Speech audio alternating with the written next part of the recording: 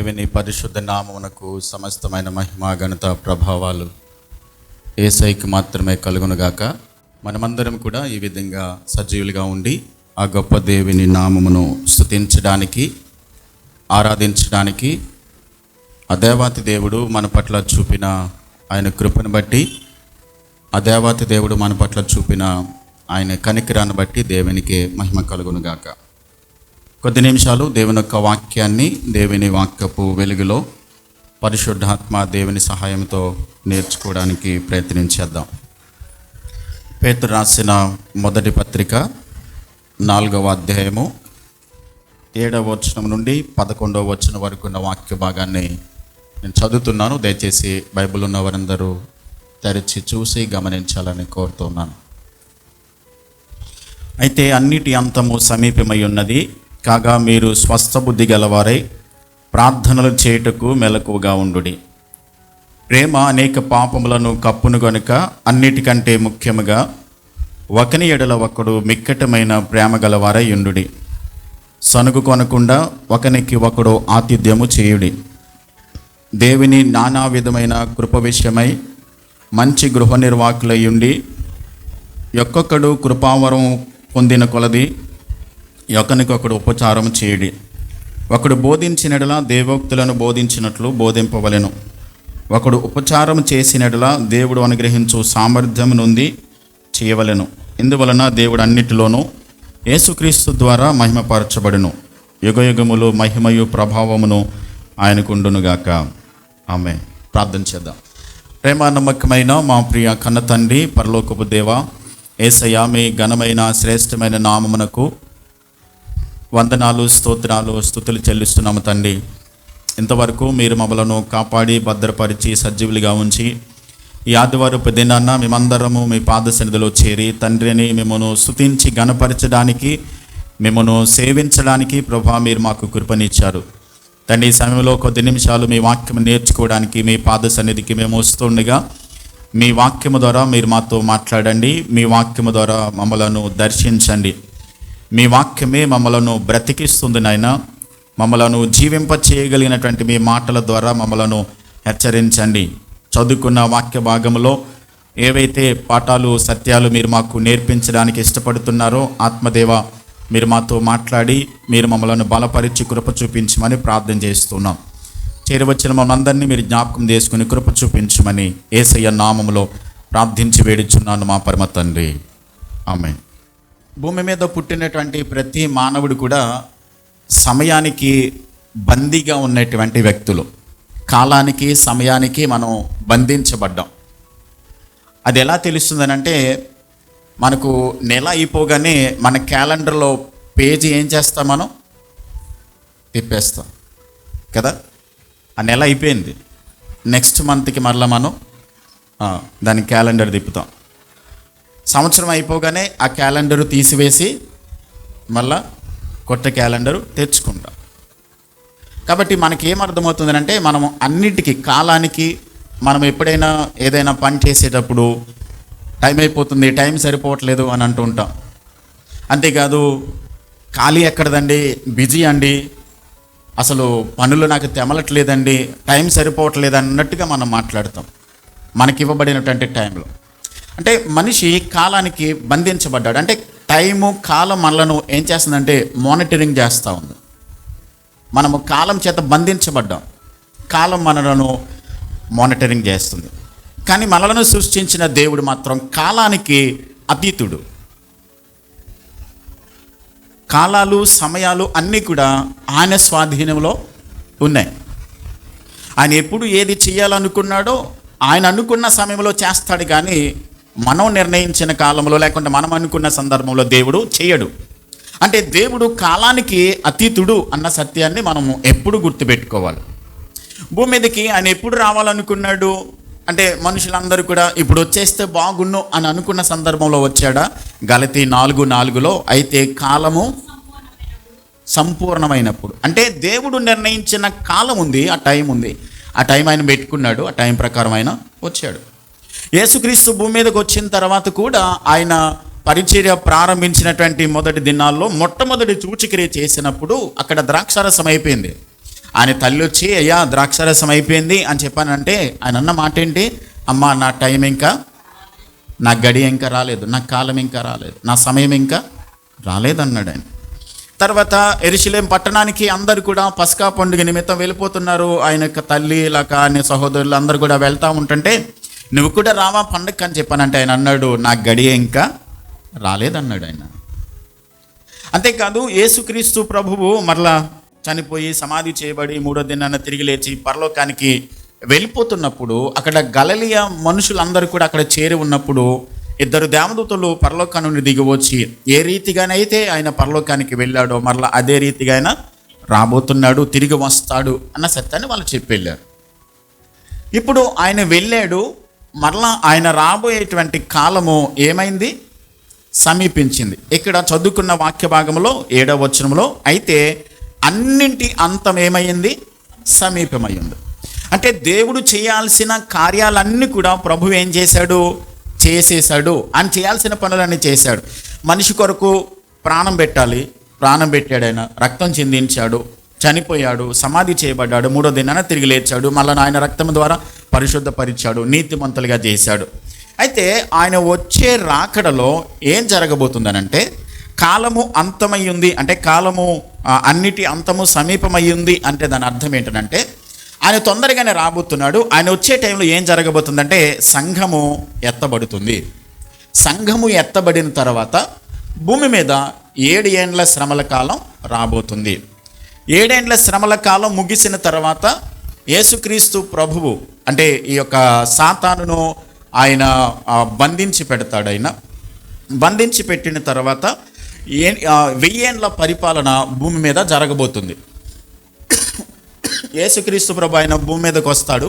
వచ్చిన తర్వాత 1000 ఏండ్ల పరిపాలన జరగబోతుంది. ఆ తర్వాత మరలా సాతాను బంధింపబడిన సాతాను మరలా రిలీజ్ చేయబడతాడు. హెర్మగిద్దెను అనేటువంటి యుద్ధం జరగబోతుంది. అప్పుడు సాతానును పూర్తిగా ఆయన నాశనం చేసి నరకానికి అని త్రోసివేస్తాడు. అప్పుడు క్రొత్త ఆకాశము క్రొత్త భూమిని దేవుడు సృష్టించి ఆయన యందు విశ్వాసం ఉంచిన ఆయన బిడ్డలను నీతిమంతులను ఆ నూతన రాజ్యంలోనికి ప్రవేశింపబోతున్నాడు. ఇది ఆయన ఏర్పాటు చేసుకున్న ప్రోగ్రాం అంతా కూడా. అంటే అవన్నీ జరగడానికి కాలం ఏమైందన్నమాట? సమీపించింది. సంఘం ఎత్తబడడానికి 7 ఏండ్ల శ్రమల కాలం రావడానికి, హెర్మగిద్దోను యుద్ధం జరగడానికి, 1000 ఏళ్ల పాలన జరగడానికి, సాతానును బంధించడానికి, అలాగే మరలా విడిపించడానికి, మరలా దేవుడు ఆయన తీర్పు తీర్చి ఆయన విశ్వాసులను అవిశ్వాసులను వేరు చేసి నీతిమంతులను ఆయన రాజ్యంలో చేర్చడానికి జరగబోయేటువంటి ఆయన చేసిన నిర్ణయం ఏదైతే ఉందో అవన్నీ కూడా దేవుడు చేయడానికి కాలం ఏమైంది? సమీపించింది. అయితే సంఘము ఎత్తబడబోయేటువంటి సమయము సమీపించింది కాబట్టి మనము ఎత్తబడడానికి కాలము దగ్గర పడింది కాబట్టి ఇక్కడ పేతురు గారు ఏం చెప్తున్నాడనంటే 5 ప్రాముఖ్యమైన విషయాలు మీరు చెయ్యాలి అని చెప్తా ఉన్నాడు. ఈ చదువుకున్న 7వ వచనం నుండి 11వ వచనం వరకు కూడా 5 విషయాలు ప్రాముఖ్యంగా మనం ఎత్తబడడానికి ముందుగా మనం ఏం కలిగి ఉండాలి అన్నది ఇక్కడ నేర్పిస్తున్నాడు. మొట్టమొదటిది ఏంటనంటే మీరు స్వస్థ బుద్ధి గలవారై ఉండాలి. స్వస్థ బుద్ధి గలవారై ఉండాలి. స్వస్థ బుద్ధి అని అంటే అర్థం ఏంటనంటే మనం గతంలో నేర్చుకున్నాము. మొదటి అధ్యాయం 13వ వచనంలో మీ మనస్సు అను నడుము కట్టుకుని నిబ్బరమైన బుద్ధి గలవారై ఉండాలి అని చెప్పాడు. నిబ్బరమైన బుద్ధి అన్న స్వస్థ బుద్ధి అన్న ఒకటే అర్థం వస్తుంది, ఒకే పదాన్ని వాడారు. అయితే దాని అర్థం ఏంటంటే సెల్ఫ్ కంట్రోల్ కలిగి ఉండాలి. అంటే మనలను మనం ఏం చేయాలి? స్వాధీనం చేసుకుని ఉండాలి అనేది మొట్టమొదటిది స్వస్థ బుద్ధి అంటే. రెండవది ప్రార్థన చేయుటకు ఎలా ఉండాలి? మెలకువగా ఉండాలి. మూడవది ఏంటంటే ప్రేమ కలిగి ఒకరి ఎడల ఒకరు మిక్కటమైన ప్రేమ గలవారై ఉండాలి. నాలుగవది సనుగు కొనకుండా ఒకరికొకరు ఏం చేయాలి? ఆతిథ్యం ఇవ్వాలి. ఐదవది ఏంటంటే పరిశుద్ధాత్మ దేవుడు మనకి ఇచ్చినటువంటి కృపా వరాలను బట్టి ఒకరికొకరు ఏం చేయాలి? ఉపచారం చేస్తూ క్రీస్తుకు సాక్షులుగా ఉంటూ దేవుని ఏం చేయాలంటే మహిమపరచాలి అని చెప్తా ఉన్నాడు. మళ్ళా చెప్తున్నాడు, మొట్టమొదటిదా సెల్ఫ్ కంట్రోల్ కలిగి ఉండాలి. రెండవది ప్రార్థన చేయాలి. మూడవది ఒకరి ఎడల ఒకరేం కలిగి ఉండాలి? ప్రేమ కలిగి ఉండాలి, మిక్కటమైన ప్రేమ కలిగి ఉండాలి. నాలుగవది సనుగు కొనకుండా ఆతిథ్యం ఇవ్వాలి. 5వది, దేవుడు అనుగ్రహించిన కృపావరాలను బట్టి ఒకరికొకరు ఉపచారం చేస్తూ దేవునికి మహిమ తెచ్చే విధంగా జీవించాలి. ఈ 5 విషయాలు మనం ధ్యానం చేయడానికి ప్రయత్నించేద్దాం.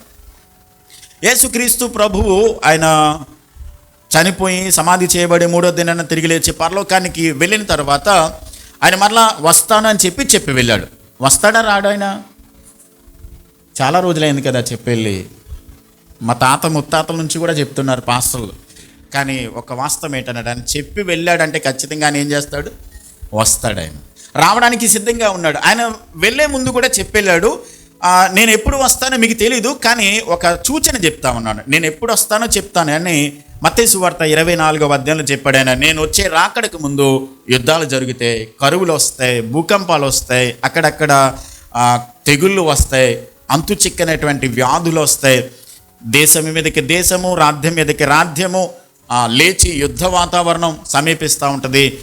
కరువులు, కాటకాలు ఇవన్నీ జరుగుతున్నప్పుడు మీరు గమనించవలసింది ఏంటంటే ఆయన ద్వారం దగ్గరనే ఉన్నాడు, వచ్చేస్తాడు అని మీరు ఎప్పటికప్పుడు మెలకువ కలిగి సిద్ధపాటు కలిగి ఉండండి అని ప్రభు చెప్పి వెళ్ళాడు. కాబట్టి ఆయన ఏదైతే చెప్పి వెళ్ళాడో, నేను వచ్చే రాకడకు సూచనలు ఏవైతే ఆయన చెప్పి వెళ్ళాడో అవన్నీ ఇప్పుడు అన్నీ కూడా జరుగుతున్నాయి, నెరవేర్చబడుతున్నాయి. యుద్ధాలు జరుగుతున్నాయి, కరువులు వస్తున్నాయి, ఏమండి అక్కడక్కడ అంతు చిక్కని వ్యాధులు వస్తూ ఉన్నాయి. ఇవన్నీ పరిస్థితులు జరుగుతున్నప్పుడు ఆయన దగ్గరలోనే ఉన్నాడు అని చెప్పని మనం గమనించుకుని మెలకు కలిగి ఎప్పటికప్పుడే సిద్ధపాటు కలిగి ఉండాలి. అయితే అంత్యదినము ఎప్పుడు ప్రారంభించబడింది? అంత్యదినాలు ఎప్పుడు ప్రారంభించబడ్డాయి? ఇదిగో అంత్యదినములలో ప్రభు రాబోతున్నాడు అనేటువంటి ప్రవచనాలు ప్రవచించారు. అంత్యదినం ఎప్పుడు ప్రారంభించబడిందని అంటే పెంతెకోస్తు దినాన ఎప్పుడైతే పరిశుద్ధాత్మ దేవుని శక్తి చేత వాళ్ళు నింపబడ్డారో ఆ దినమును మొదలుకొని అంత్యదినం ప్రారంభించబడింది. అంటే సంఘం ఎప్పుడైతే ప్రారంభించబడిందో అప్పుడే అంత్యదినం ప్రారంభించబడింది. సంఘము ప్రారంభించబడిన తర్వాత సంఘము ఆయనలో కట్టబడుతూ అభివృద్ధి చెందుతూ ఎదుగుతూ ఆయన చిత్తాన్ని జరిగించడానికి సంఘము భూమి మీద స్థాపించబడిన రోజు మొదలుకొని ఏం ప్రారంభించబడిందంటే అంత్యదినాలు ప్రారంభించబడ్డాయి. ఎప్పుడు వస్తాడో మనకి తెలియదు. 1 తిమోతి పత్రిక 4వ అధ్యాయం 1వ వచనాన్ని చదువుదాం. తిమోతికి రాసిన మొదటి పత్రిక 1 తిమోతి చాప్టర్ 4 verse 1లో తిమోతికి రాసిన మొదటి పత్రిక 4వ అధ్యాయం 1వ వచనం. అయితే కడవరి దినములలో, ఏ దినాల్లో ఉన్నాం మనం? కడవరి దినాల్లో ఉన్నాం. పేతురు రాసిన మొదటి పత్రిక 1వ అధ్యాయం 20వ వచనం. 1 పీటర్ చాప్టర్ 1 verse 20లో పేతురు రాసిన మొదటి పత్రిక 1వ అధ్యాయము 20వ వచనం. తన ద్వారా విశ్వాసులైన మీ నిమిత్తము కడవరి కాలముల యందు, ఏ కాలం ఇక్కడ? పేతురు తిమోతి పత్రికలో ఏం చదువుకున్నాం? కడవరి దినములు. ఇక్కడ కడవరి కాలం అని వ్రాయబడింది. తిమోతి పత్రికలో ఎక్కడున్నాం మనం? కడవరి దినములలో ఉన్నాం. 1 యోహాను పత్రిక 2వ అధ్యాయం 18వ వచనం. 1 John chapter 2 verse 18లో 1 John chapter 2 verse 18లో 1 యోహాను పత్రిక 2వ అధ్యాయము 18వ వచనం. చిన్నపిల్లలారా, ఇది కడవరి గడియ. మొట్టమొదటిగా మనం పేతురు రాసిన పత్రికలో కడవరి కాలము అని చదువుకున్నాం. తిమోతి పత్రికలో కడవరి దినము అని చదువుకున్నాం. ఇప్పుడు కడవరి గడియ అంటే గంటలోకి వచ్చేసాం. కాలము, దినములు, గంటలు అవర్స్లోకి వచ్చేసాం. ఏ గడియో ఏ క్షణమో మనకి తెలీదు. ఆయన తప్పకుండా చెప్పి వెళ్ళిన ప్రభువు తప్పకుండా ఆయన రాబోతున్నాడు. కాబట్టి మనమందరం కూడా అన్నిటి అంతము సమీపమై ఉన్నది కనుక మనం ఏం చేయాలి? మెలకువ కలిగి ఉండాలి, సిద్ధపాటు కలిగి ఉండాలి. ఇప్పుడు చదువుకునేటువంటి లేఖన భాగాన్ని ఒకసారి తీద్దాం. పేతురు రాసిన మొదటి పత్రిక 4వ అధ్యాయం 7వ వచనంలో మనం ఎలా సిద్ధపడాలి, ఏం కలిగి ఉండాలి, ఎలా సిద్ధపడితే మనం ఎత్తబడతాము అన్న వాస్తవాలు 5 విషయాలు మనం చూద్దాం. మొట్టమొదటిది ఏంటంటే స్వస్థ బుద్ధి గలవారై ఉండాలి. స్వస్థ బుద్ధి గలవారై ఉండాలి. కాగా మీరు స్వస్థ బుద్ధి గలవారే. స్వస్థ బుద్ధి అని అంటే మనము ఇందాక నేను చెప్పాను, నేను సెల్ఫ్ కంట్రోల్ కలిగి ఉండాలి. అంటే మనలను మనము స్వాధీనం చేసుకుని ఉండాలి. స్వాధీనం చేసుకుని ఉండడం అని అంటే ఇంకా క్లియర్గా నేను చెప్పాడు అని అంటే ఒక్కసారి 1 అధ్యాయము 13వ వచనం చదువుదాం చూడండి. ఈ పేతురు రాసిన మొదటి పత్రికలోనే మొదటి అధ్యాయం 13వ వచనం. కాబట్టి మీ మనస్సు అను నడుము కట్టుకుని నిబ్బరమైన బుద్ధి గలవారై యేసుక్రీస్తు ప్రత్యక్షమైనప్పుడు మీకు తేబడు కృప విషయమై సంపూర్ణ నిరీక్షణ కలిగి ఉండండి. అంటే మీ మనస్సు అనేటువంటి నడుముని ఏం చేయాలి? మీరు కట్టుకోవాలి. అంటే మనస్సు అనే నడుము కట్టుకోవడం అని అంటే ఎఫెసీయులకు రాసినటువంటి పత్రికలో మనం చదువుకున్నాము, విశ్వాసి తన ఆత్మీయ జీవితంలో సాతానుని ఎదిరించడానికి కలిగి ఉండవలసినటువంటి 6 ప్రాముఖ్యమైన ఆయుధాల గురించి మనం నేర్చుకున్నాం. వాటిలో మొట్టమొదటిది ఏంటంటే మీ నడుమునకు సత్యమను దట్టిని ఏం చేయాలి?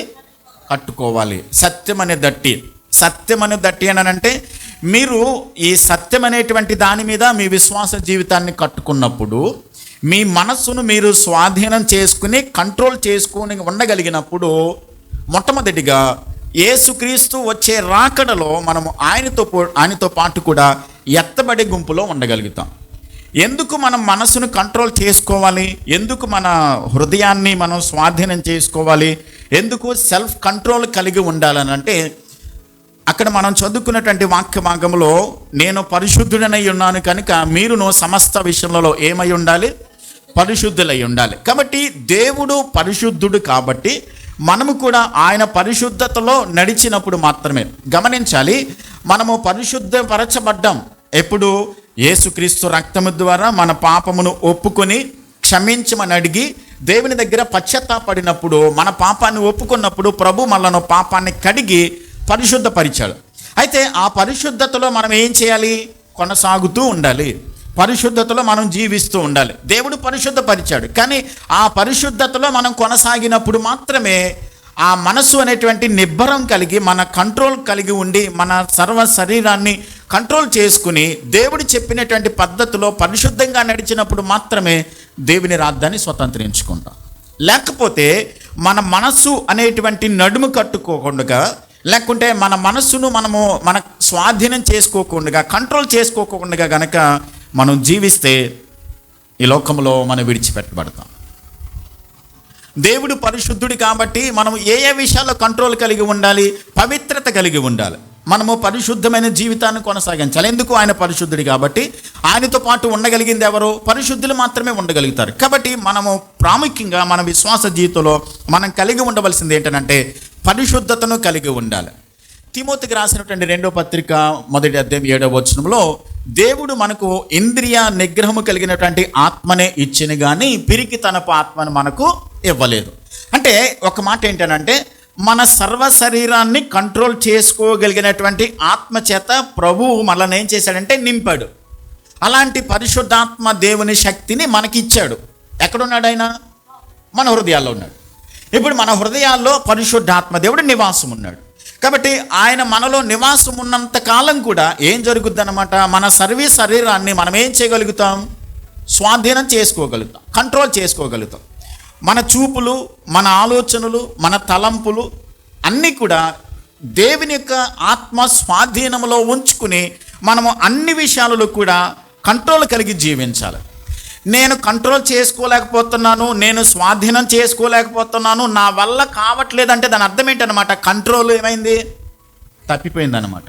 అంటే దేవుని ఆత్మ స్వాధీనంలో మనము లేము, ఆయన కంట్రోల్ నుంచి బయటికి వచ్చేసాము. అందుకని మనం మొట్టమొదటిగా ఏం చేయాలంటే మన సర్వ శరీరాన్ని కంట్రోల్ చేసుకోవాలి. శరీరం ఏం చేస్తూ ఉంటుంది? లాగుతూ ఉంటుంది పాపమునకు, లేకుంటే లోక సాంప్రదాయాలకు, లేకుంటే లోకములో ఉన్నటువంటి అపవిత్రతకు, పాపమునకు మనల్ని ఏం చేస్తుందంటే ఈ శరీరం లాగుతూ ఉంటుంది, ఆకర్షిస్తూ ఉంటుంది లోకం. అలాంటి సందర్భాల్లో మనలను మనము స్వాధీనం చేసుకోవాలి. అన్యజనులు నడుచుకున్నట్లుగా, అన్యజనులు ప్రవర్తించినట్లుగా మనం కూడా కంట్రోల్ చేసుకోకుండా నా వల్ల కావట్లేదు అని మనం చెప్తున్నామంటే దాని అర్థం ఏంటంటే మీరు గుర్తుపెట్టుకోవాలి, పరిశుద్ధపరిచాడు కానీ ఆ పరిశుద్ధతలో మనం కొనసాగట్లేదు. మనం కంట్రోల్ తప్పాం. కంట్రోల్ తప్పితే మీరు గుర్తించండి, ఒక మాట నేను జ్ఞాపకం చేస్తాను. దెస్సలోనికీయులకు రాసిన మొదటి పత్రిక 4వ అధ్యాయము 6-7 వచనాలు చదువుదాం. First Thessalonians chapter 4:6 and 7 verses చదువుదాం. ఈ విషయం దేవుడును అతిక్రమించి తన సహోదరునికి మోసం చేయకుండా వలన, ఎందుకనగా మేము పూర్వం మీతో చెప్పి సాక్ష్యం ఇచ్చిన ప్రకారము ప్రభు వీటన్నిటి విషయమై ఏం చేస్తాడు? ప్రతిదండన చేయవాడు. పరిశుద్ధులగుటకే దేవుడు మనల్ని పిలిచెను కానీ అపవిత్రులుగా ఉండుటకు పిలువలేదు. కాబట్టి మీరు గుర్తించాలి. అంటే మనం గమనించవలసింది ఏంటంటే, పరిశుద్ధులుగా ఉండడానికి దేవుడు మనల్ని ఏం చేశాడు? మనల్ని పిలిచాడు, పరిశుద్ధపరిచాడు. ఆ పరిశుద్ధతలో కనుక మనం కొనసాగకపోతే మనము చేసిన ప్రతిదానికి ఖచ్చితంగా అన్నిటి విషయమై ప్రభు ఏం చేయబోతున్నాడు? ప్రతిదండన చేయబోతున్నాడు. వెంజన్స్ అంటారు, కక్ష తీర్చుకుంటాడంట ఆయన. విశ్వాసుల మీద కక్ష తీర్చుకుంటాడంట ఆయన. ఎందుకు కక్ష తీర్చుకుంటాడు? ఆయన ప్రాణం పెట్టాడు, రక్తం కాచాడు, నీతిమంతులుగా చేశాడు, పరిశుద్ధపరిచాడు. పరిశుద్ధంగా జీవించడానికి అవసరమైన ప్రతిదీ ఇచ్చిన తర్వాత పరిశుద్ధంగా జీవించుకోకుండా, కంట్రోల్ చేసుకోకుండా అదుపు తప్పి మన సర్వ శరీరాన్ని పాపానికి అప్పగించుకుంటే ఆయన చేయాల్సిందంతా చేసినా కూడా, మన కొరకు జరిగించాల్సినటువంటి కార్యక్రమాలన్నీ జరిగించినా కూడా, పరిశుద్ధంగా బ్రతకమని ఆత్మదేవుని మనలో పెట్టినప్పటికీ కూడా పరిశుద్ధంగా బ్రతకకుండా నేను కంట్రోల్ తప్పాను అని అంటే కనుక ఖచ్చితంగా ఆయన ఏం చేస్తాడంటే ప్రతీకారం తీర్చుకుంటాడు, కక్ష తీర్చుకుంటాడు. చేయాల్సిందంతా కూడా చేశాడు ఆయన. చేసినా కూడా ఆయన నియమించినటువంటి పరిశుద్ధతలో మనం జీవించకపోతే ప్రతిదండన చేస్తాడు, కక్ష తీర్చుకుంటాడు. అంతే కదండి. ఇప్పుడు మీ అబ్బాయి బాగా చదవాలని ఆ అబ్బాయి కావాల్సిన బట్టలు కొన్నారు, బుక్స్ కొన్నారు, ఆహారం పెడతా ఉన్నారు, అన్ని సౌకర్యాలు ఇచ్చారు. వాడు చేయాల్సింది అంటే కేవలం చదువుకుని మార్కులు సంపాదించి అన్నీ ఇచ్చిన తర్వాత కూడా వాడు ఫెయిల్ అయిపోతూ ఉంటాడు. ఏం చేస్తారు మీరు? ఏం చేస్తారా తల్లిదండ్రులుగా? పోనీలే అనుకుంటారా? వదిలేస్తారా? పోతే పోనీలే డబ్బులు అనుకుంటారా? పోనీలే ఇప్పుడు కాకపోతే వదిలేద్దామని చెప్పి అనుకుంటారు. ఏ తల్లిదండ్రి కూడా, ఏ మంచి తల్లిదండ్రి కూడా అలా వదలడు. వాళ్ళ చెడ్డవాళ్ళు అయితే తప్ప వదిలేస్తారు. ఏ మంచి తల్లిదండ్రి వదలడు. కాబట్టి మీరు గమనించాలి, పరలోకమందున దేవుడు మనకు కావలసిన అన్ని ఇచ్చిన తర్వాత మీరు పరిశుద్ధంగా బ్రతకండి అని చెప్పని ఆత్మదేవుని కూడా మనలో పెట్టి, జస్ట్ మనం చేయాల్సింది ఏంటంటే పరిశుద్ధంగా బ్రతకడానికి ఆయనకు అప్పగించుకోవడం, అంతే. ఆయనకి స్వాధీనం చేసుకోవడం, ఆయనకి సమర్పించుకోవడం, ఆయన చేతులకు, ఆయన హస్తాలకు మనం సమర్పించుకోవడం, అది దేవుడు కోరుతున్నాడు. అలా చేయడానికి మనము అప్పగించుకోకుండా పరిశుద్ధంగా బ్రతకకపోతే దేవుడు ఏం చేయబోతున్నాడంటే ప్రతిదండన చేయబోతున్నాడు, కక్ష తీర్చుకుంటాడు ఆయన. రెండవది ఏంటంటే, మనం ఏ విషయాల్లో కంట్రోల్ కలిగి ఉండాలంటే మన సర్వ శరీరాన్ని కంట్రోల్ చేసుకోవాలి. రెండవది తిండి విషయంలో కంట్రోల్ కలిగి ఉండాలి. తిండి విషయంలో ఇదేంటండి? తిండి విషయంలో కంట్రోల్ కలిగి ఉండడం అంటే దానివల్ల ఏం జరుగుతుంది? అది తిండిపోతుతనం, పాపం. సామెతల గ్రంథం 23వ అధ్యాయం ఒకసారి చదువుదాం, చూడండి. 2వ వచనం. నీవు తిండిపోతివైన వెడల నీ గొంతుకకు కత్తి పెట్టుకున్నాము, అతని రుచిగల పదార్థములను ఆశింపకు. మనము తిండి విషయంలో ఎలా ఉండాలి? కంట్రోల్ కలిగి ఉండాలి. ఎందుకు కంట్రోల్ కలిగి ఉండాలి తిండి విషయంలో? అది ఎందుకు పాపమని వాక్యం చెప్పిందనంటే, తిండి ఎక్కువైతే ఏమవుతుంది? సొలొమోను పాపం చేయడానికి గల కారణం ఏంటి చెప్పండి? సొలొమోను పాపం చేసి అదుపు తప్పి భయంకరంగా పాపం చేయడానికి కారణం ఏంటి? తిండి ఎక్కువైంది ఆయనకి. మీరు 1 రాజులు 11వ అధ్యాయం, అక్కడ సొలొమోను గురించి రాశారు. ఆయన రోజు తినేటువంటి మెను ఉంటుంది చూసారా?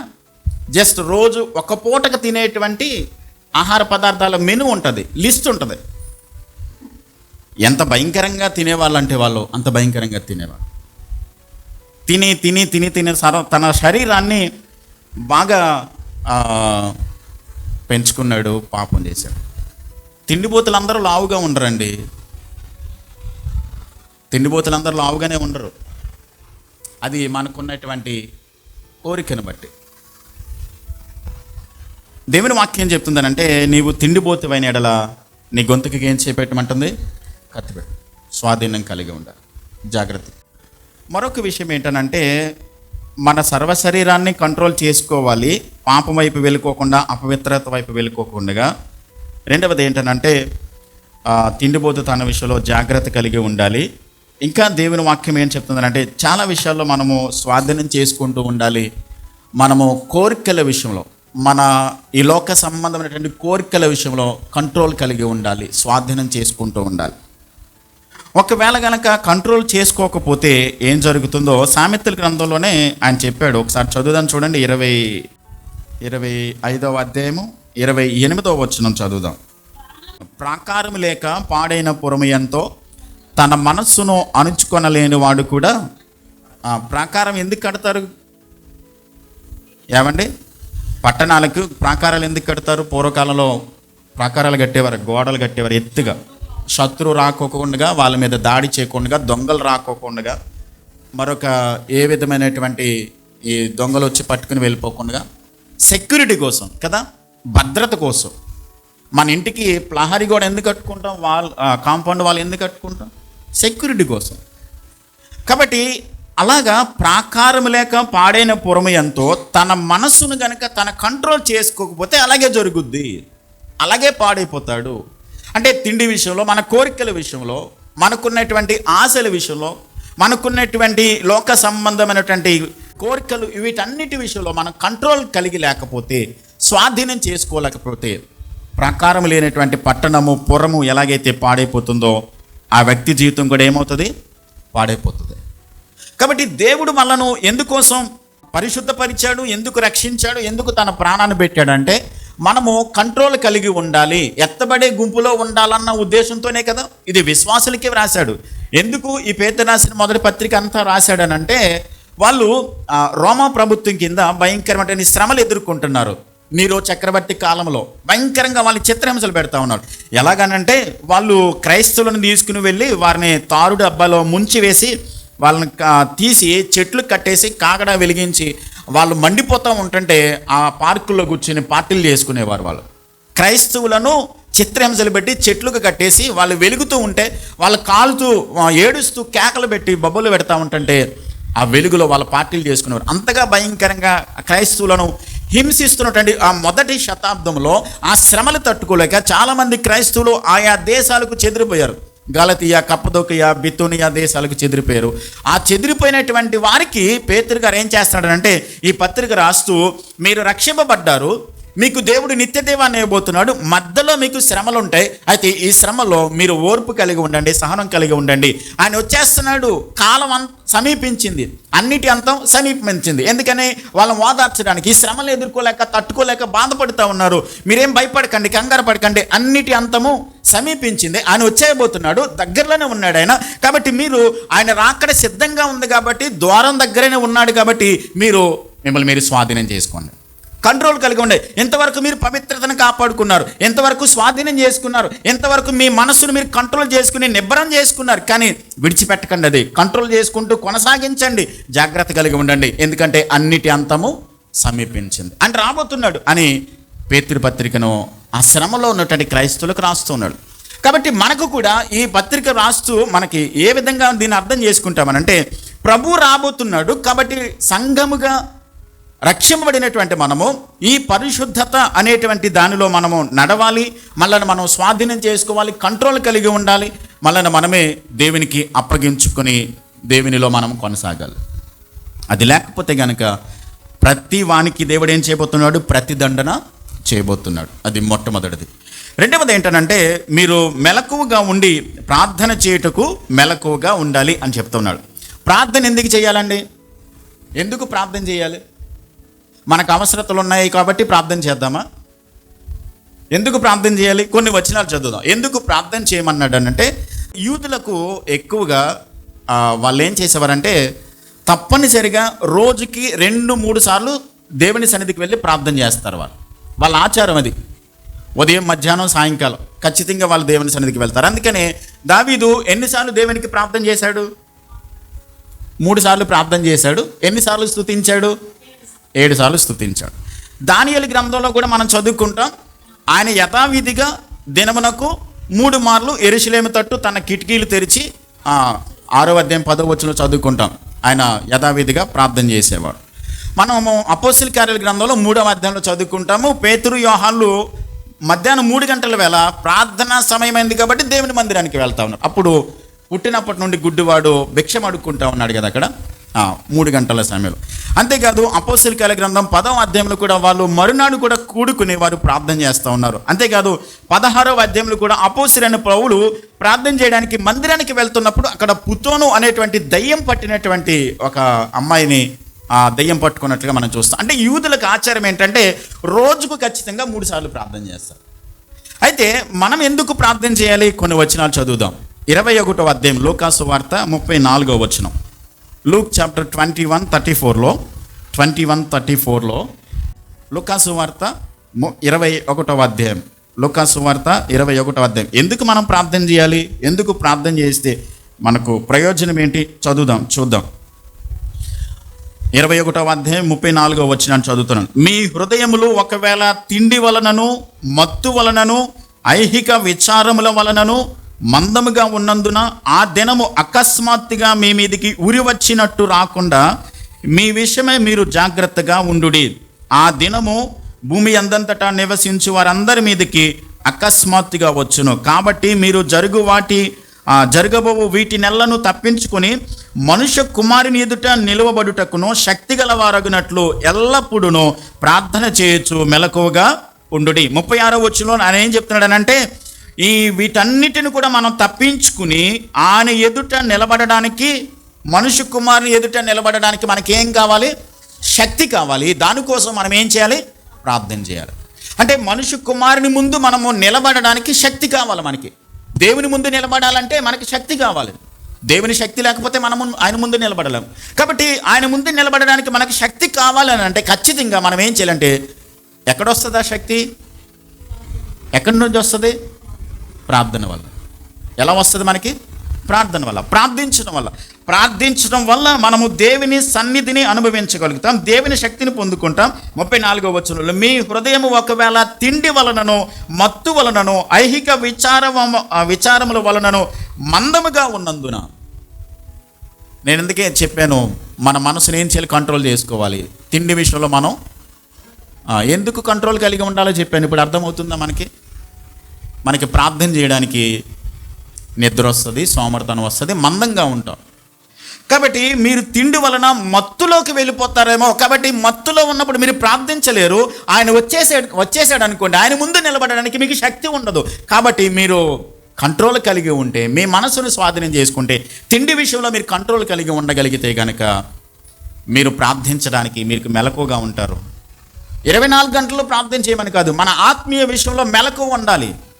ఆత్మ సంబంధంగా మనం మెలకు కలిగి ఉండాలి. ఆయన వస్తాడు కాబట్టి సిద్ధపాటు కలిగి ఉండాలి అనేటువంటి ఆలోచనతో ఎప్పటికప్పుడే మెలకు కలిగి ఉండి ప్రార్థించేవారుగా ఉండడం వల్ల శక్తి కలిగి ఆయనను మనము ఎదుర్కోవడానికి మనకి వీలుంటుంది. మరొక విషయం చదువుదాం. 26వ అధ్యాయం 40వ వచనం. మత్తయి సువార్త మాథ్యూ 26:40లో 26:40 అధ్యాయం మత్తయి సువార్త 40వ వచనంలో కూడా గెత్సేమనే తోటలో ఆయన తన శిష్యులతో ఇలా మాట్లాడాడు. ఆయన చెప్తున్నప్పుడు తన శిష్యుల దగ్గరికి వచ్చి ఆయన చెప్పిన మాట ఏంటంటే, ఆయన శిష్యుల యొద్దకు వచ్చి, వారు నిద్రించుట చూచి ఒక్క గడియ అయినను నాతో కూడా మేల్కొని ఉండలేరా? మీరు శోధనలో ప్రవేశించకుండానట్లు మెలకువగా ఉండి ప్రార్థన చేయండి. అంటే ఆ పేతురు, యోహాను వీళ్ళతో ప్రభు చెప్తున్నాడు, మీరు శోధనలో ప్రవేశించకుండగా. ఇక్కడ పేతురు గారు ఎందుకు మీరు మెలకువగా ఉండి ప్రార్థించేయమని మరలా అని జ్ఞాపకం చేస్తున్నాడో తెలుసా? గెత్సేమనే తోటలో ప్రభు చెప్పాడు మెలకువగా ఉండి ప్రార్థన చేయండి అని. కానీ వాళ్ళు మెలకువగా లేరు, నిద్రపోయారు. పేతురు ఏం చేయబడ్డాడు? శోధనలో పడిపోయాడు. ఆయన ఎవరో నాకు తెలియదని 3 సార్లు వంకాడు. ఆ శోధనలో నేను శోధనలో పడిపోయాను కాబట్టి మీరు మెలకువగా ఉండి ప్రార్థన చేయండి. శోధనలో ప్రవేశించుకోకుండా మీరు మెలకువగా ఉండి ప్రార్థన చేయండి. ఒకప్పుడు ఆయన చెప్పాడు, మాకు లేచి కనీసం 1 గంట అయినా మెలకువగా ప్రార్థన చేయండి అయ్యా, శోధనలో ప్రవేశించకుండా అని గెత్సేమనే తోటలో చెప్పాడు. కానీ మేము నిద్రపోయాం, మత్తు వల్ల శోధనలో పడిపోయాం మేము. కాబట్టి మనం కూడా పడిపోవడానికి అవకాశం ఉంది. కాబట్టి పేతురు గారు మరలా ఆ సన్నివేశాన్ని గుర్తు చేసుకుని చెప్తా ఉన్నాడు, మెలకువగా ఉండి మీరు ప్రార్థన చేయండి. ఎందుకు? ఆయన ఎదుట నిలబడడానికి, శక్తి కలిగి ఉండడానికి, శోధనలో మీరు పడిపోకుండా ఉండడానికి మీరు ఎప్పుడు ఏం చేయాలి? ఈ 2 విషయాలు గుర్తుపెట్టుకు. కేవలం మన అవసరాల కొరకు మాత్రమే కాదు, అవసరాల కోసం ప్రార్థన చేస్తాం, అడుగుతాం, ప్రభా నాకు అది ఇవ్వండి, ఇది ఇవ్వండి అని అడగడం మంచిదే. కానీ దానికంటే ప్రాముఖ్యంగా మనము ఆయన ఎదుట నిలబడడానికి, శక్తి పొందుకోవడానికి. రెండవది ఏంటంటే, ఈ లోకంలో శోధనలో పడిపోకుండా మన చుట్టూ కూడా సాతాను ఏం చేశాడు? పొంచి ఉన్నాడు. ఎలాగైనా సరే మనను పవిత్రత నుండి పడగొట్టడానికి వాడు ప్రయత్నం చేస్తున్నాడు. కాబట్టి చాలా జాగ్రత్తగా కలిగి ఉండి మెలకు కలిగి మనం ఏం చేయాలి? ప్రార్థన చేయాలి. ఇంకో విషయం తెలుసా మీకు? మనం ప్రార్థన చేయడం వల్ల దేవుని రాకడని మనం ఏం చేస్తాం తెలుసా? త్వరపెడతాం. ప్రకటన గ్రంథం 22వ అధ్యాయం 20వ వచనంలో వాళ్ళు ప్రార్థన చేశారు. లాస్ట్ అధ్యాయం చూడండి, ప్రకటన గ్రంథం 22వ అధ్యాయం 20వ వచనంలో, ప్రభువైన యేసు రమ్ము, అంటే ప్రభువా నువ్వు రా, వచ్చేసే. ఎందుకంటే ఎవరు ఈ ప్రార్థన చేయగలరు చెప్పండి? ఎవరు ఈ ప్రార్థన చేయగలరు? ప్రభువా వచ్చే అని ఎవరు ప్రార్థన చేయగలరు? రెడీగా ఉన్నవాళ్ళే, సిద్ధంగా ఉన్నవాళ్ళు. కానీ ఒకవేళ కనుక ఆ ప్రార్థన మనం చేయగలిగే స్థితిలో ఉన్నామని మనం రెడీ అయిపోయామా లేదా, మనల్ని మనమే చెక్ చేసుకోవాలి. సిద్ధపాటు కలిగి ఉండవలసిన అవసరత మనకి ఎంతైనా ఉంది. కాబట్టి మొట్టమొదటిది పరిశుద్ధతను మనము కాపాడుకోవాలి. మన హృదయాన్ని ఏం చేయాలి? కంట్రోల్ చేసుకోవాలి. రెండవది ఏంటంటే ప్రార్థన చేయాలి. మెలకు కలిగి ఏం చేయాలి? మనము ప్రార్థన చేయాలి. ఆయన రాకడ కొరకు మనము సిద్ధపాటు కలిగి, సాతాను మనలను ఏ విధంగానైనా సరే పడగొట్టడానికి వాడు ప్రయత్నం చేస్తున్నాడు, వానిని ఎదిరించాలి. వానిని ఎదిరించడానికి శక్తిని మనం ప్రార్థన ద్వారా పొందుకుంటూ శోధనలో పడిపోకుండా మెలకువ కలిగి ముందుకు వెళ్ళాలి. మొట్టమొదటిది మనము సెల్ఫ్ కంట్రోల్ కలిగి ఉండాలి. రెండవది ఏం చేయాలి? ప్రార్థన చేయాలి. మూడవది 8వ వచనంలో, పేతురు రాసిన మొదటి పత్రిక 4వ అధ్యాయము 8వ వచనంలో ఇలా రాయబడింది, ప్రేమ అనేక పాపములను కప్పును గనుక అన్నిటికంటే ముఖ్యముగా ఒకని ఎడల ఒకడు మిక్కటమైన ప్రేమ గలవారై ఉండండి. ప్రేమ అనేక పాపములను ఏం చేస్తుంది? కప్పుతుంది. కాబట్టి అన్నిటికంటే ముఖ్యంగా మనం ఏం కలిగి ఉండాలి? ప్రేమ కలిగి ఉండాలి. ప్రేమను చూపించాలి. బారుక్రో అనేటువంటి ఆయన ఇలా రాశాడు, ప్రేమ ఇతరుల పాపాలను బట్టబయలు చేయదు అన్నాడు. ప్రేమ ఎవరి మీదకి సిగ్గును కానీ తీర్పును కానీ తీసుకుని రాదు అని రాశాడు. ప్రేమ ప్రతి ఒక్కరిని తన దగ్గరకు తేవడానికి ప్రయత్నం చేస్తుంది అన్నాడు. పాపాలను దేవుడు మాత్రమే నిజంగా కప్పిపుచ్చగలడు. ప్రేమ ప్రేమించే వ్యక్తి పాపాలను, ప్రేమించబడే వ్యక్తి పాపాలను కూడా ప్రేమ ఏం చేస్తుంది? కప్పేస్తుంది అని చెప్పని అంటాడు ఆయన. నేను మరలా చెప్తున్నాను, ప్రేమ ఇతరుల పాపాలను ఎప్పుడు కూడా బయట పెట్టడానికి ప్రయత్నం చేయదు. సర్వసాధారణంగా ఇతరుల పట్ల మనకు ప్రేమ ఉంటే, ఇతరుల పట్ల మనకు ప్రేమ కలిగి ఉంటే గనక ఇతరులలో ఉన్నటువంటి బలహీనతలను మనము బట్టబయలు చేసి పెద్దది చేసి మనం మాట్లాడాలి. గమనించాలి. మనమేమో పర్ఫెక్టే, మనం అంతా కరెక్టేనా? ఎప్పుడు కాదు, ఎప్పుడు పర్ఫెక్ట్ కాదు. మనం పర్ఫెక్ట్ కానప్పుడు ఇతరులు కూడా పర్ఫెక్ట్ కాదు కదా, వాళ్ళు కూడా సంపూర్ణులు కాదు. మనం సంపూర్ణులు కానప్పుడు ఇతరులు కూడా సంపూర్ణులు కాదు. కాబట్టి మనలో ఉన్న బలహీనతలు ఎదుటి వాళ్ళలో కూడా ఉంటాయి. మనం చూడాల్సింది ఏంటంటే ఎదుటి వారిలో ఉన్నటువంటి మంచిని చూడాలి తప్ప చెడ్డను చూసి చిన్న చిన్న లోపాలు ఉన్నప్పుడు దానిని బయటికి తీసుకుని వచ్చి పెద్దదిగా చేసి ఆ ప్రేమకుండే లక్షణము కానే కాదు. ప్రేమ మత్సరపడదు అని మనం చదువుకుంటాం. ప్రేమ డంబముగా ప్రవర్తింపదు. ప్రేమ అపకారమును మనసులో ఉంచుకోదు. ప్రేమ ఉప్పొంగదు. గతంలో మనం ధ్యానం చేస్తాం కదా, ప్రేమ అమర్యాదగా నడవదు, అపకారమును మనసులో ఉంచుకోదు. ప్రేమకుండే లక్షణాలండి ఇవి. ప్రేమకుండే లక్షణాలు. నిజంగా మన ప్రేమ అలాంటిదేనా మన ప్రేమ?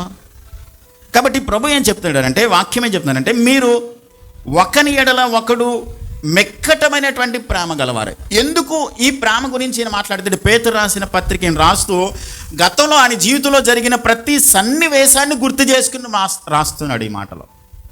మిక్కటమైన ప్రేమను కలిగి ఉండండి అని చెప్తూ మొదటి అధ్యాయము 22వ వచనంలో కూడా ఆయన ఏం చెప్పాడంటే, 23వ వచనంలో, పేతురు రాసిన మొదటి పత్రిక మొదటి అధ్యాయం 23వ వచనంలో, మీరు క్షయబీజము నుండి కాక శాశ్వతమగు జీవము గల దేవుని వాక్యమూలముగా అక్షయబీజము నుండి పుట్టింపబడిన వారు గనుక నిష్కపటమైన సహోదర ప్రేమ కలుగునట్లుగా. మీ ప్రేమ లాగా ఉండాలి, నిష్కపటమైన ప్రేమ కలిగి ఉండాలి. ఎందుకని ఈ మాటలు రాస్తున్నాడు తెలుసా? ఆయనతో పాటుగా 12 మంది శిష్యులలో యేసు ప్రభుతో పాటు ఉన్నారు. ఆ శిష్యులలో ఒక్కడు ఎవరు? ఇస్కరియోతు యూదా. ఆయనతో ఉంటూ ఆయన సేవలో కొనసాగుతూ ఆయన పడుకున్న చోటే పడుకున్నాడు, ఆయన తిన్నదే తిన్నాడు, ఆయనతో పాటు పరిచర్యలో 3.5 సంవత్సరాలు ఉన్నాడు. పైగా ముందుకొచ్చి ఒక ముద్దు కూడా పెట్టాడు. ఏం చేశాడు? 30 వెండి నాణాలకు ఆయన్ను అమ్మేశాడు. ఇది కపటమైన ప్రేమ. అందుకనే ఆ సన్నివేశాన్ని గుర్తు చేసుకుని మీ ప్రేమ కపటమైనదిగా ఉండకూడదు. చూడండి, ఇస్కరియోతు యూదా ఆయనను అప్పగిస్తాడని యేసు ప్రభుకు తెలుసా తెలీదా? తెలుసు. ఈయన ద్రోహ కార్యాన్ని చేస్తాడని యేసు ప్రభుకు తెలుసు. ఈయన నన్ను అప్పగించబోతున్నాడని తెలుసు. ఇస్కరియోతు యోధ ప్రధాన యాజకుల దగ్గరికి వెళ్ళి డీల్ పెట్టుకున్నాడు. వాళ్ళు వచ్చి వీళ్ళని అడగల. ఇస్కరియోతు యోధ వెళ్ళే నేను యేసుప్రభుని అప్పగిచ్చేస్తాను, మీరు నాకు ఎంత ఇస్తారని డీల్ మాట్లాడుకుని కుదురుకుని వచ్చాడు. ఈ విషయాలన్నీ యేసుప్రభుకు తెలుసు. అయినా కానీ ఇస్కరియోతు యోధ గురించి మాట్లాడాల్సి వచ్చినప్పుడు యేసుప్రభు ఏం మాట్లాడాడు తెలుసా? మార్కు సువార్త మనం చదువుకుంటాం 15వ అధ్యాయం 52వ వచనం అనుకుంటాను. చిలికడా అన్నాడు, ఫ్రెండ్ అని పిలిచాడు. ద్రోహం అనే కార్యం చేస్తాడని తెలుసు, ఆయన అప్పగించేస్తాడని తెలుసు, కపటమైనటువంటి బుద్ధితో నాకు వచ్చి ముద్దు పెడతాడని తెలుసు, అన్నీ తెలుసు ఆయనకి.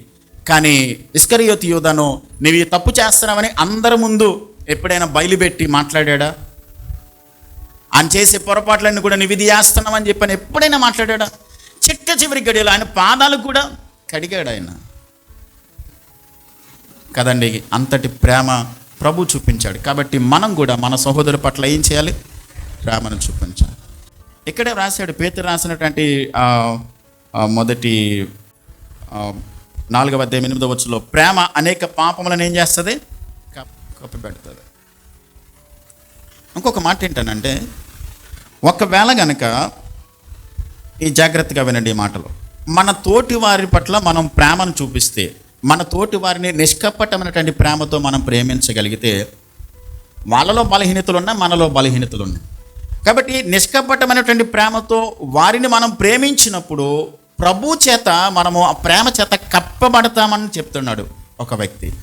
బారుకురు ఏమంటాడంటే, నిజంగా మనలో బలహీనతలు ఉన్నాయి, మనలో ఒకవేళ ఏదైనా లోపాలు ఉన్నాయి, ఈ లోపాలను కూడా దేవుని ప్రేమ మనల్ని కప్పిపుచ్చాలంటే మనం ఏం చేయాలంటే ఎదుటి వారిని ప్రేమించగలిగితే ఆ దేవుని ప్రేమను మనం పొందుకుంటామంటాడు. కాబట్టి మనము నిష్కపటమైనటువంటి ప్రేమతో మనము ప్రేమించాలి. ఏమండి, ఈ లోకంలో మన తోటి వారిని ప్రేమించడం విషయంలో తప్ప దేని విషయంలో మీరు అచ్చి ఉండొద్దు అంటాడు. దేని విషయంలో కూడా మీరు బాక్యం ఉండకండి, కేవలం ప్రేమ విషయంలో తప్ప, ప్రేమించడం తప్ప.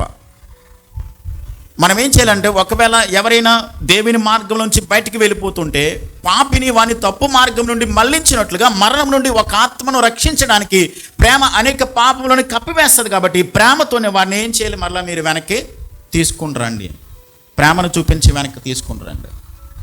ఇప్పుడు ఎదుటి వ్యక్తిలో ఉన్నటువంటి పాపాన్ని మీరు ఎత్తు చూపుతూ ఉన్నంతకాలం, ఎదుటి వ్యక్తిలో ఉన్నటువంటి బలహీనతలు చిన్న చిన్న వాటిని పెద్దగా చేసిన మాట్లాడినంతకాలం ఎప్పుడూ దేవుని దగ్గరికి రాలేడు ఆ వ్యక్తి. మీరు ప్రేమ చూపించండి. ఒక మాట చెప్తాను, ప్రేమతోనే ఏదైనా సాధించగలం, ప్రేమతోనే సాధ్యమవుతుంది. ఇంకా దేనివల్ల కాదండి, ప్రేమ చూపించడం వల్లే సాధ్యమవుతుంది. ఒక వ్యక్తిని మనము సంపాదించుకోవాలన్నా, ఒక వ్యక్తిని ప్రభు దగ్గరికి నడిపించాలన్నా, ఒక వ్యక్తిని దేవుని కొరకు మనం సంపాదించాలన్నా సరే ప్రేమతోనే సాధ్యమవుతుంది. ఇంకా దేనివల్ల కాదు, ప్రేమ చూపించాలి. యేసు ప్రభు మనము పాపంలో బ్రతుకుతున్నప్పుడు ఆయన తీర్పు తీర్చడానికి వచ్చాడా? ప్రేమ చూపించాడా? ప్రేమతోనే కదా మనల్ని రక్షించాడు, ప్రేమతోనే కదా మనల్ని నరకాన్ని నుంచి తప్పించాడు. కాబట్టి ఆయన ఏ ప్రేమనైతే చూపించాడు. మరొక విషయం ఏంటనంటే, ప్రభు మనను ఇతరులను ప్రేమించే విషయంలో ఎలా ప్రేమించమంటున్నాడు అని అంటే, ఆయన మనల్ని ప్రేమించినట్లుగా మనల్ని ప్రేమించమంటున్నాడు. యోహాను సువార్త 13:34-35 వచనాలు. మీరు ఒకరినొకడు ఎలా ప్రేమించాలంటే, నేను మిమ్మల్ని ప్రేమించినట్లుగా ప్రేమించమంటాడు. అది ఎక్కడ అవుతుంది? అవుతుందా? సాధ్యం అవుతుందా మనకి? ప్రభు మనలను ప్రేమించినట్టుగా మనము ఇతరులను ప్రేమించాలంట. అది సాధ్యము కాదు అని మనం అనుకోవచ్చు. కానీ పరిశుద్ధాత్మ దేవునికి గనక మనం అప్పగించుకుంటే ఆ పని మన చేత చేయించగలడు, ఆయన చేయిస్తాడు. యోహాను సువార్త 3వ అధ్యాయం 16వ వచనంలో ఏముందనంటే, దేవుడు లోకమును ఎంతో ప్రేమించును కాగా తన అద్వితీయ కుమారునిగా పుట్టిన వాని యందు విశ్వాసముంచు ప్రతి వాడు నశింపక నిత్యదేవం పొందినట్లు దేవుని కుమారుని మన కోసం ప్రేమతో ఆయన మనకేం చేశాడు? ఇచ్చేశాడు. మొదటి యోహాను పత్రిక 3:16లో, యోహాను 3:16లో ఆయన మన కొరకు ప్రాణం పెట్టాడు. యోహాను పత్రిక 3:16లో ఏం చెప్పాడు తెలుసా? మనము మన సహోదరుల కొరకు ఏం చేయాలి? ప్రాణం పెట్టబద్దులమై ఉన్నామంటాడు అక్కడ. ఆయన మన కొరకు ప్రాణం పెట్టాడు, మనము మన సహోదరుల కొరకు ఏం చేయాలి? అవసరమైతే ప్రాణం పెట్టాలి. అంటే అలాంటి మైండ్ సెట్తో ఉండాలి, అలాంటి ప్రేమను మనం చూపించాలి. ఎందుకని? ఆయన రాబోతున్నాడు. ఈ ప్రేమ చూపిస్తేనే కదా మనం పరలోకంలో ప్రేమకు తగిన ప్రతిఫలాన్ని పొందుకుంటాం. ఆయన గొర్రెలను మేకలను వేరు చేసినప్పుడు, నా తండ్రి చేత ఆశీర్వదించబడిన వాళ్ళారా రండి, లోకం పుట్టినది మొదలుకొని మీకు సిద్ధపరిచిన రాజ్యాన్ని స్వతంత్రించుకోనండి. ఎందుకని? ఆకలిగా ఉన్నప్పుడు నాకు అన్నం పెట్టారు, అవసరతలో ఉన్నప్పుడు నాకు సహాయం చేశారు, ఇబ్బందుల్లో ఉన్నప్పుడు పరామర్శించారు, చెరసాల్లో ఉన్నప్పుడు నాకు సేవలు చేశారు. ఇవన్నీ చేశారు. ఎందుతో చేశారు? దేనిని బట్టి చేశారు ఇవన్నీ? దాని వెనకాల ఏముంది? ప్రేమతోనే కదా అన్నీ చేశాం, ప్రేమతోనే చేశాం. కాబట్టి ఆ ప్రేమకు తగినటువంటి ప్రతిఫలాన్ని పరలోకంలో దేవుడు మనకి ఇవ్వబోతున్నాడు. కాబట్టి అన్నిటి అంతం సమీపైంది అని వచ్చేసే రాకడ దగ్గరగా ఉంది. కాబట్టి మీరు ప్రేమను చూపించండి, మిక్కటమైన ప్రేమను చూపించండి అని అంటున్నాడు. ఇది మూడవది. మొట్టమొదటిది ఏంటి? సెల్ఫ్ కంట్రోల్ కలిగి ఉండాలి, స్వస్థ బుద్ధి కలిగి ఉండాలి. రెండవది ప్రార్థన చేయాలి. మూడవది ఏం చేయాలి? మిక్కటమైన ప్రేమను చూపించాలి. 9వ వచనం, సనుగు కొనకుండా ఒకనికి ఒకడు ఏం చేయాలి? ఆతిథ్యం ఇవ్వాలి. ఆతిథ్యం ఇవ్వాలి. మనము ప్రేమను వెల్లడి చేయడానికి ఉన్న మార్గాలలో ఏకైక మార్గం ఏంటంటే ఆతిథ్యం ఇవ్వడం. హాస్పిటాలిటీ, ఆతిథ్యం ఇవ్వడం. పాత నిబంధన గ్రంథంలో చాలామంది ఆతిథ్యం ఇచ్చారు. ఎవరు చెప్పండి? ఆతిథ్యం ఇచ్చి ఆశీర్వాదం పొందుకున్న వాళ్ళు ఎవరు? అబ్రహాం ఆతిథ్యం ఇచ్చాడు. ఇంకా రాహాబు అనేటువంటి స్త్రీ ఏం చేసింది? వేగుల వారికి ఏం చేసింది? ఆమె ఆతిథ్యం ఇచ్చింది. ఎరుకో గోడలు పడిపోయి కూల్చబడ్డాయి, ఆ పట్టణం పూర్తిగా నాశనం చేసేసరికి కానీ ఎవరి కుటుంబం నిలబడింది తెలుసా? రాహాబు కుటుంబం ఒక్కటే నిలబడిందండి. ఎందుకో తెలుసా? ఆతిథ్యం ఇచ్చింది. ఆతిథ్యం ఇచ్చింది. కాబట్టి ఆతిథ్యం ఇవ్వడం. ఇక్కడ ఏమన్నాడంటే సనుగు కొనకుండగా ఒకనికి ఒకడు ఆతిథ్యం చేయాలి. సనుగు కొనకుండగా ఏమండి? ఇతరులకు ఆతిథ్యం ఇవ్వడం. తెలియకే దేవదూతలకు ఆతిథ్యం ఇచ్చారు చాలామంది. ఎబ్రీ పత్రిక 13వ అధ్యాయంలో 1-2 వచనాలు చదువుకుంటాం. తెలియకయే దేవదూతలకు ఆతిథ్యం ఇచ్చారు. ఎవరు? అబ్రహాము మిట్ట మధ్యాహ్నం ఆదికాండం 18వ అధ్యాయంలో 3 దేవదూతలు వచ్చినప్పుడు పిలిచి ఏం చేశాడు? ఆయన భోజనం పెట్టాడు, పిలిచాడు, పెట్టాడండి. ఆతిథ్యం ఎవరికి ఇస్తాం మనం? ఇక్కడ చెప్పబడినటువంటి మాట ఏంటంటే ఆతిథ్యము తెలిసిన వారికి చేసేది కాదు, ఆతిథ్యము పరాయి వాళ్ళకు, పరదేశులకు చేసేది. తెలిసిన వాళ్ళకి చేస్తాం, కానీ అదే సందర్భంలో వాక్యం చెప్పే సత్యం ఏంటంటే తెలియని వాళ్ళకి, పరదేశులకు మనం ఏం చేయాలి? ఆతిథ్యం ఇవ్వాలి. ఆతిథ్యం ఇవ్వాలి. మన దగ్గర ఉన్న దానిని కొంచెం మనకి పక్క వాళ్ళకి పెట్టడం, అది ఆతిథ్యం ఇవ్వడం అండి. ఎవరన్నా వచ్చారనుకోండి, బిర్యానీ చేసుకున్నారు, దాసే వాళ్ళు వచ్చేస్తున్నారు, ఇది ఆతిథ్యం అనిపించుకోదు. నీకున్న దానిలో ఒక ముద్ద పెట్టు వాళ్ళకి. దేవుడు దాన్ని లెక్క రాస్తాడు, లెక్క చూసుకుంటాడు. నువ్వు చేసిన ప్రతి దానికి లెక్క ఒక రోజున ఇస్తాడు దేవుడు. ఎబ్రీ పత్రిక 6వ అధ్యాయం 10వ వచనంలో వాక్యం ఏం చెప్తుందంటే మీరు పరిశుద్ధులకు ఉపచారం చేశారు, ఇంకా ఉపచారం చేయుచుండొచ్చు చేత మీరు చేసినటువంటి ఉపకారమునకు తగిన ప్రతిఫలాన్ని దేవుడు తప్పకుండా మర్చిపోయే దేవుడు. ఆయన ఏమాత్రం ఆయన అన్యాయస్తుడు కాదు, మర్చిపోయే దేవుడు కాదు. సనుగు కొనకుండగా. మరికొంతమంది ఆతిథ్యం ఇస్తారు సనుగుకుంటూ. ఒక మాట చదువుదాం మనం. సామెతల గ్రంథం 23వ అధ్యాయం 6వ వచనం. సామెతల గ్రంథం 23వ అధ్యాయం 6వ వచనం. సామెతల గ్రంథం 23వ అధ్యాయం 6వ వచనం. ఎదుటి వాని మేలు వార్చలేని వానితో కలిసి భోజనం చేయకము, వాని రుచిగల పదార్థముల నాశింపకము. అట్టివాడు తన ఆంతర్యములో లెక్కలు చూచుకునేవాడు.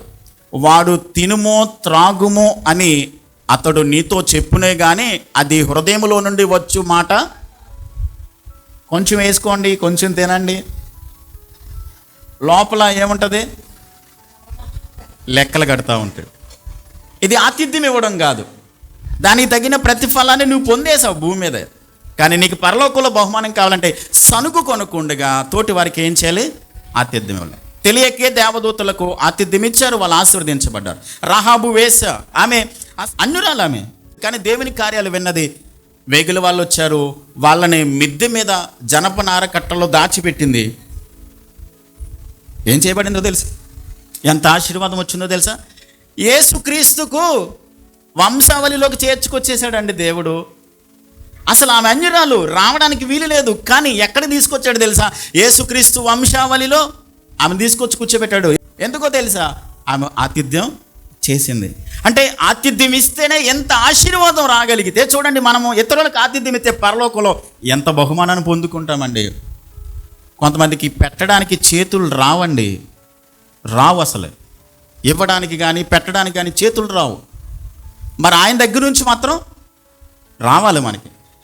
జలగాని ఇమ్ము ఇమ్ము అనేటువంటి 2 కుమార్తెలు ఉన్నారంట, వాళ్ళు ఎప్పుడు రావాలంతే. మనం ఒక చేతితో పొందుకుంటున్నప్పుడు మరొక చేతితో. నేను ఒక మాట చెప్తానండి, క్రైస్తవుడు చెయ్యి ఎప్పుడు కూడా ఎలాగ ఉండాలండి, ఎలా ఉండకూడదండి, ఇలాగే ఉండాలి, ఇలాగే ఉండాలి. నువ్వు ఇస్తా ఉంటే ఇంకా వస్తుందండి. నా అనుభవంలో చెప్తున్నాను, నా అనుభవంలో ఇవ్వడం మొదలు పెడితే ఇస్తానుంటాడు. మనకి ఎప్పుడు ఏ టైంకి కావాలో తెచ్చి పెడతాడండి అక్కడ. మనం ఇవ్వడం అలవాటు చేసుకుంటే, సనుగు కొనకుండగా ఆతిథ్యం చేయడం మర్చిపోకండి. ఇది మనం చేయాల్సిందే. టైం అవుతుంది, ముందుకు వెళ్తా ఉన్నాను. ఇంకా పేతురు రాసిన మొదటి పత్రికలకు వద్దాం. మొట్టమొదటిది ఏంటి? మనకి స్వస్థ బుద్ధి కలిగి ఉండాలి. 2వది ప్రార్థన చేయాలి. 3వది మిక్కటమైన ప్రేమ కలిగి ఉండాలి. 4వది ఆతిథ్యం చేయాలి. 10వ వచనం, దేవుని నానా విధమైన కృప విషయమై మంచి గృహ నిర్వాహకులై ఉండి ఒక్కొక్కడు కృపావరము పొందిన కొలది ఒకనికి ఒకడు ఉపచారం చేయడి. ఇది ఉపచారం చేయడం అంటే ఇది ఎట్లాగా వ్రాయబడిందంటే, దేవుడు మనకిచ్చినటువంటి కృపావరాల గురించి మాట్లాడుతున్నాడు. కృపావరాలు అంటే మనం బాప్తిసం పొంది రక్షింపబడి సంఘంలో చేర్చబడిన తర్వాత పరిశుద్ధాత్మ దేవుడు మన హృదయాల్లోనికి వచ్చాడు. ఆయన పరిశుద్ధాత్మ దేవుడు మనలోకి వచ్చిన ప్రతి ఒక్కరిలోనూ కూడా ఆయన ఒక్కొక్కరికి ఒక్కొక్క తలాంతినిచ్చాడు. మీరు గమనించండి, ఇక్కడ కూర్చుని నిజంగా ప్రభువుని అంగీకరించి బాప్తిస సాక్ష్యంలోకి వచ్చి సొంత రక్షకునిగా అంగీకరించిన ప్రతి ఒక్కరికి దేవుడు ఏదో ఒక తలాంతినిచ్చాడు. మీరు బాగా పాటలు పాడడం కావచ్చు, లేకుంటే వాక్యం చెప్పే అనుభవం ఉండొచ్చు. కొంతమందితో మీరు మాట్లాడితే బాగా ఆకర్షించగలరు. మీరు మాట్లాడితే చాలామంది వాళ్ళని ఒప్పింప చేయగలరు. కొంతమందికి మాటకారితనం ఉంటుంది, మీరు మాట్లాడితే ఎవరు కాదనలేరు. అంతగా దేవుడు అలాంటి టాలెంట్ మీకు ఇచ్చి ఉండొచ్చు. అది దేనికి ఉపయోగించాలి? కొంతమందిని ప్రభు కోసం సంపాదించడానికి, దేవుని మహిమ కొరకు మీకు ఇచ్చిన ప్రతి టాలెంటు, ప్రతి తలాంతు దేవుని మహిమ కొరకు వాడాలి. ఇక్కడ వాక్యం ఏం చెప్తానంటే, దేవుడు మీకు ఇచ్చినటువంటి నానా విధమైనటువంటి యొక్క కృపా వరములు పొందిన ప్రతి ఒక్కడు కూడా ఎదుటి వాళ్ళకి ఉపచారం చేయండి అని అంటే, మనము ప్రయాసపడితే మనకు వచ్చింది కాదు కృపావరం. మనం ఏమైనా చేసామా కృపావరం కోసం? దేవుడే మనకి ఇచ్చాడు. ప్రేమించి తన కనికరం చొప్పున దేవుడు ఎవరికి ఏది ఇవ్వాలో అన్నది దేవుడు మనకి అందరికీ కూడా దేవుడు పంచి ఇచ్చాడు. ఇప్పుడు నాకు వాక్యం చెప్పేటువంటి కృపావరం ఇచ్చాడు దేవుడు. నాకు ఇచ్చిన వరం ఇది. వాక్యాన్ని వివరించడం, వాక్యాన్ని విశ్లేషించి చక్కగా చదవడం, అవసరమైతే ఈ వాక్యం చెప్పడానికి నాకున్న అలవాటు ఏంటంటే, వచ్చే ఆదివారం ఈ వాక్యం ఏం చెప్పాలో ఈ ఆదివారమే నేను మొదలు పెడతాను. నేను ఆలోచిస్తాను ఏం చెప్పాలని. దానికోసం కొన్ని కామెంటరీస్ చదవడం, కొన్ని పుస్తకాలు చదవడం, నాకు తెలియకపోతే వేరే పాస్టర్లను అడిగినా సరే దీని అర్థం ఏంటని తెలుసుకుని కూడా నేను ప్రయాసపడతాను. అది దేవుడు నాకు ఇచ్చినటువంటి బాధ్యత, తలాంతు, కృపావరం. కాబట్టి దీనిని నేను మీకు సేవ చేయడానికి, అంటే మీకు పరిచయం చేయడానికి దేవుడు నాకు ఇచ్చాడు. కాబట్టి దీనిని మూలను పెట్టేసి, లేకుంటే దీన్ని నేను నా స్వార్థం కోసం వాడుకుంటే దానివల్ల ఏమాత్రం ప్రయోజనం లేదు. దేవుడు మీకు ఖచ్చితంగా ప్రతి ఒక్కరికి ఏదో ఒక తలాంతు ఇచ్చి ఉంటాడు. దేవుడు ఇచ్చాడు, ఇవ్వకుండా ఉన్నాడు. పరిశుద్ధాత్మ దేవుడు వచ్చినప్పుడు, మన ఇంటికి ఎవరైనా చుట్టాలు వచ్చినప్పుడు కనీసం మర్యాద కోసమైనా ఏదో పట్టుకొస్తారు కదండి. తెస్తారా లేదా? ఏదో ఒకటి పట్టుకొస్తారు. పరిశుద్ధాత్మ దేవుడు వచ్చినప్పుడు కూడా ఏదో ఒకటి పట్టుకుని వచ్చాడు. ఆయన ఇచ్చాడు మీకు. కానీ మీరు దేవుడిని అడగండి, ప్రభా నాకు ఏ వరం ఇచ్చావో అని దేవుడిని అడగండి, దేవుడు చెప్తాడు ఆయన. కాబట్టి ఇచ్చిన దానిని మీరేం చేయాలంటే, ప్రభు మహిమ కొరకు, సంఘం యొక్క క్షేమాభివృద్ధి కొరకు దాన్ని ఏం చేయాలి? మీరు వినియోగించాలి, వాడాలి. అలా వాడినప్పుడు దేవుని నామం ఏం చేయబడుతుందంటే మహిమపరచబడుతుంది. అందుకనే 11వ వచనంలో, ఒకడు బోధించినడలా దైవోక్తులను బోధించినట్లు బోధింపవలెను, ఒకడు ఉపచారం చేసినడలా దేవుడు అనుగ్రహించు సామర్థ్యం నుండి చేయవలను. ఒక ఎగ్జాంపుల్ చెప్తున్నాడు. ఒకవేళ మీరు బోధించే వరం ఉందనుకోండి, దైవోపదేశములను, దేవుని సత్యాలను మీరు బోధించండి. ఉపచారం చేసే విషయంలో, ఎదుటి వాళ్ళకి సేవ చేసే విషయంలో, ఎదుటి వారికి సహాయం చేసే విషయంలో, నేను దేవునికి చేస్తున్నాను, దేవుడు అనుగ్రహించు సామర్థ్యము కొలది మీరేం చేయాలి? ఉపచారం చేయండి అని అంటున్నాడు. ఇందువలన దేవుడు అన్నిటిలోనూ యేసుక్రీస్తు ద్వారా ఇలా చేయడం వల్ల, అంటే మీకు ఇచ్చిన కృపావరాల ద్వారా మీరు పరిచర్య, ఉపచారం చేయడం ద్వారా అన్నిటిలోనూ కూడా ఎవరికి మహిమ కలుగుతుంది? దేవుని నామానికి మహిమ కలుగుతుంది. కాబట్టి మీరు చేసిన దానికి ఒకనొక దినాన అన్నిటి అంతం సమీపమైంది అని రాబోతున్నాడు. వచ్చినప్పుడు తగిన ప్రతిఫలాన్ని ప్రతి వారికి దేవుడు ఇవ్వబోతున్నాడు, ఇస్తాడు. ఆయన సిద్ధం చేసిన జీతం ఆయన పట్టుకుని వస్తున్నాడు. ప్రతి ఒక్కరికి ఆయన జీతం సిద్ధం చేసి పట్టుకుని వస్తున్నాడు. కాబట్టి ఆయన ఎదుట నిలబడినప్పుడు మనము ఏ బహుమానాన్ని కానీ ఏ ప్రతిఫలాన్ని పొందుకోకుండా వట్టి చేతులతోనే ఉండిపోతే, ఇప్పుడు మనకేంటంటే దేవుడు అవకాశాలు ఇచ్చాడు కదా, ప్రేమించడానికి, ప్రేమ చూపించడానికి, ఆతిథ్యం ఇవ్వడానికి, ఏమండి ప్రార్థించడానికి, మనల్ని కంట్రోల్ చేసుకోవడానికి, ఇవన్నీ చేయడానికి దేవుడు అవకాశాలు ఇచ్చినప్పుడు వాటన్నిటిని మనం దుర్వినియోగం చేసుకుని దాన్ని వినియోగించుకోకుండా అక్కడికి వెళ్ళిపోతే, అక్కడికి వెళ్ళిన తర్వాత ఏమీ ఉండదు, వట్టి చేతులతో ఉండాలి. మనకంటే వెనకాల వచ్చిన వాళ్ళు, మనకంటే బాగా ప్రార్థించిన వాళ్ళు, మనకంటే బాగా ఆతిథ్యం చేసిన వాళ్ళు, మనకంటే బాగా ఉపచారం చేసిన వాళ్ళు, ప్రేమ చూపించిన వాళ్ళు, వాళ్ళు దేవుని ముందు నిలబడి బహుమతులు తీసుకుంటుంటే మనము సిగ్గుపడాలి అక్కడ. కాబట్టి వాని జీతం దేవుడు ఇవ్వబోతున్నాడు. ఆయన ముందు నిలబడినప్పుడు బహుమానాన్ని పొందుకునే వాళ్ళుగా, నేను ఇచ్చిన దానిలో నమ్మకంగా ఉన్నవని ఆయన ఎదుట మనము గొప్ప రివార్డ్ తీసుకునే వాళ్ళుగా ఉండాలి. అందుకనే అన్నిటి అంతం ఏమైంది, సమీపించింది. కాబట్టి మనం ఏం చేయాలి, మళ్ళీ మనం స్వాధీనం చేసుకోవాలి, కంట్రోల్ కలిగి ఉండాలి. పాపంలో పడిపోకుండా, పాపం వైపు, అపవిత్రత వైపు వెళ్ళిపోకుండా పరిశుద్ధతను కాపాడుకుంటూ జాగ్రత్తగా మనం కొనసాగించాలి. రెండవది, మెలకువ కలిగి ఎప్పుడు కూడా ఏం చేయాలి, మనం ప్రార్థన చేయాలి. ప్రార్థించడం, ప్రార్థన మీరు వాకింగ్ చేస్తూ కూడా ప్రార్థన చేయొచ్చండి. కళ్ళు మూసుకునే మోకరించి గృహంలో, ఇంట్లో ప్రార్థన చేస్తాం. మీరు దారిని నడుచుకుంటూ వెళ్తూ కూడా మీరు దేవునితో మాట్లాడుకుంటూ వెళ్ళిపోవచ్చు, మీ మనసులో మాట్లాడుకోవచ్చు. కనీసం అది కూడా ప్రార్థన అవుతుంది. ఎందుకంటే మనం అనుదినం కూడా దేవుని సన్నిధిలో ప్రార్థించేవారై ఉండాలి. ప్రార్థించడం వల్ల దేవుని శక్తిని మనం పొందుకుంటాం. ఆయన ముందు నిలబడడానికి, శోధనలో పడిపోకుండా దేవుడు మనకి శక్తిని ఇస్తాడు. ప్రేమను చూపించాలి. మిక్కటమైన ప్రేమ, స్వార్థం లేని నిష్కపటమైనటువంటి ప్రేమను మనము తోటివారి పట్ల చూపించేవారమై ఉండాలి.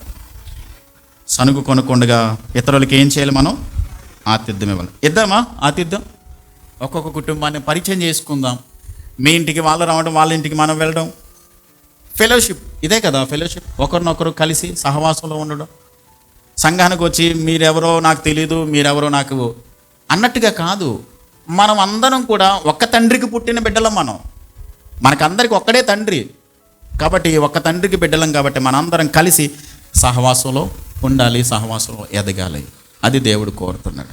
అలా చేయడానికి తీర్మానించుకుందాం, ప్రార్థన చేద్దాం. కళ్ళు మూసుకుందాం, ప్రార్థన చేద్దాం. చెప్పబడిన వాక్యాన్ని జ్ఞాపకం చేసుకుని మనల్ని మనము చెక్ చేసుకుందాం. మనలో ఏమైనా బలహీనతలు ఉన్నాయేమో, ఎక్కడైనా మనము దేవునికి దూరం అయ్యామేమో, పరిశుద్ధతను ఒకవేళ మనం పోగొట్టుకున్నామేమో.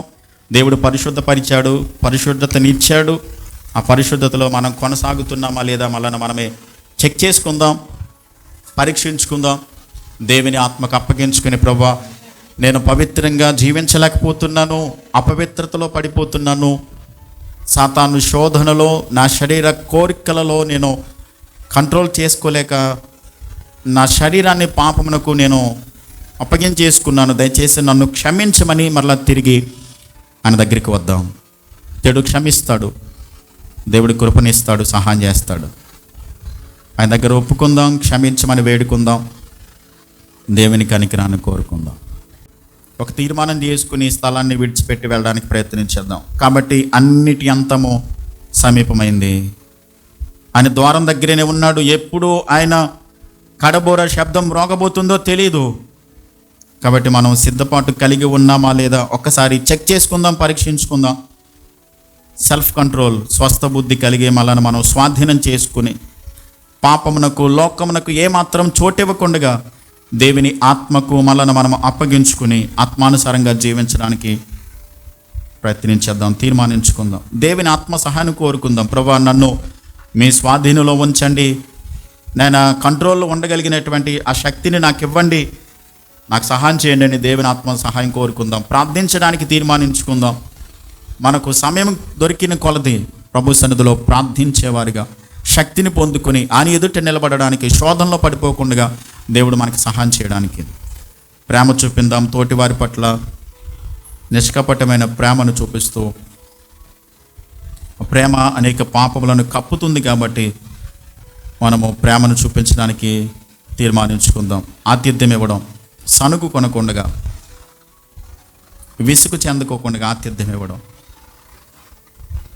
ప్రార్థన చేద్దాం. ప్రేమ కలిగిన మా ప్రియ కన్న తండ్రి, పరలోకపు దేవ, మీ ఘనమైన శ్రేష్టమైన నామమునకు వందనాలు స్తోత్రాలు చెల్లిస్తున్నాం ప్రభా.